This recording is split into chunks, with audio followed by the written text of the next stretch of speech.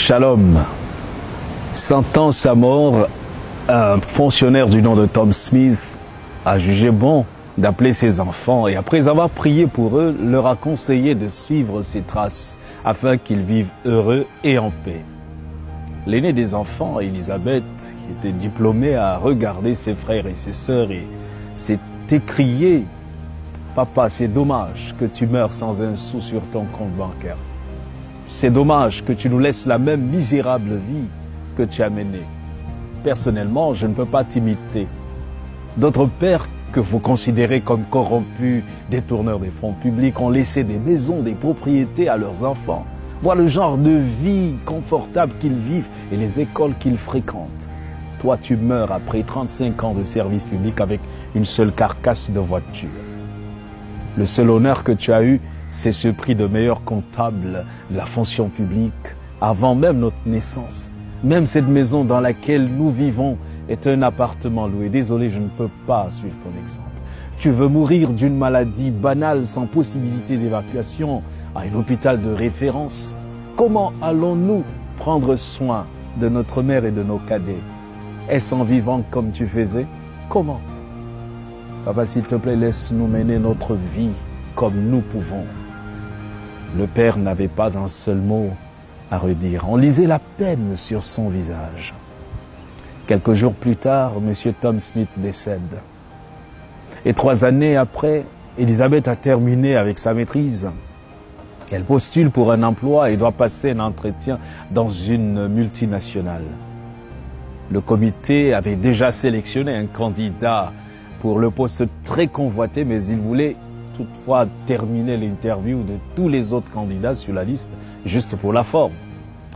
Elisabeth était donc en face des membres du comité de recrutement. Le président du comité a parcouru son CV, a hoché la tête et lui a dit « Salut mademoiselle Smith, parlez-nous un peu de vous » et Elisabeth répond « Je suis Elisabeth Smith. Mon feu père, Tom Smith, était le chef comptable régional de la National Insurance. Il a servi comme administrateur de la santé publique pendant de nombreuses années. » Mais le président l'interrompt. « Oh mon Dieu, vous êtes la fille de M. Tom Smith. Incroyable !» Il s'est tourné vers les autres membres et leur a dit « C'est Tom Smith est celui qui a signé mon formulaire d'admission à l'Institut des administrateurs agréés alors qu'il servait dans notre district. Et sa recommandation m'a placé là où je suis aujourd'hui. » C'était vraiment difficile de trouver à l'époque la signature d'un homme de son rang. Il fallait être riche pour faire signer le formulaire. Mais ce qui est étonnant, c'est qu'il a fait tout cela gratuitement. On ne se connaissait pas. Il l'a fait pour moi. Et 1 an après, je l'ai cherché à son bureau, mais je n'ai plus jamais entendu parler de lui. Se tournant vers Elisabeth, il lui dit « Il n'y a plus de questions pour vous. Vous avez décroché ce poste. J'espère que vous imiterez votre père dans son honnêteté, sa serviabilité et sa diligence. » Elisabeth Smith est devenue la directrice des affaires générales de la société avec 2 voitures, une belle maison, un salaire très confortable. Et après 2 années de travail dans l'entreprise, le directeur général du groupe qui devait partir avait besoin d'un remplaçant. Une personne intègre était recherchée et c'était Elisabeth Smith qui avait été nommée. Dans une interview, on lui a demandé le secret de son succès. Et les yeux en larmes, elle répondit « C'était mon père qui m'avait ouvert ses voies. C'est après sa mort que j'ai su qu'il était financièrement pauvre, mais fabuleusement riche en intégrité, en discipline et en honnêteté. À quelques jours de sa mort, je l'avais insulté pour son style de vie désintéressé. » Comme Tom Smith, il faut apprendre à se construire un nom. La récompense peut ne pas suivre rapidement, mais elle viendra. L'intégrité, la discipline, le service et la crainte de Dieu rendent riches. Et cette richesse nous laisse dormir en paix. Nous devons laisser un bon héritage à nos enfants, à la prochaine génération.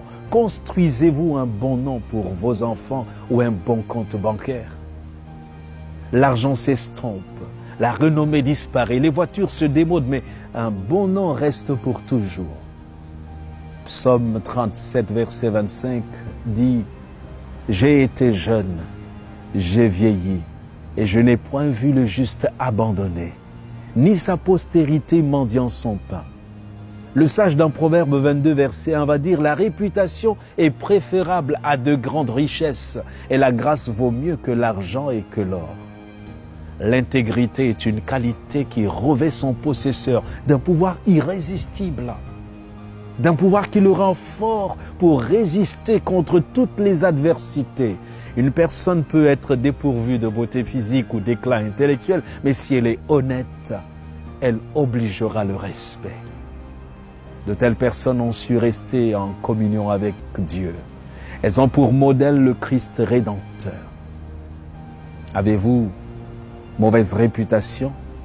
Vous appelle-t-on escroc, menteur, voleur, tricheur, véreux, corrompu? Dieu désire vous transformer. Venez à lui tel que vous êtes et bâtissez-vous un nom. Soyez bénis.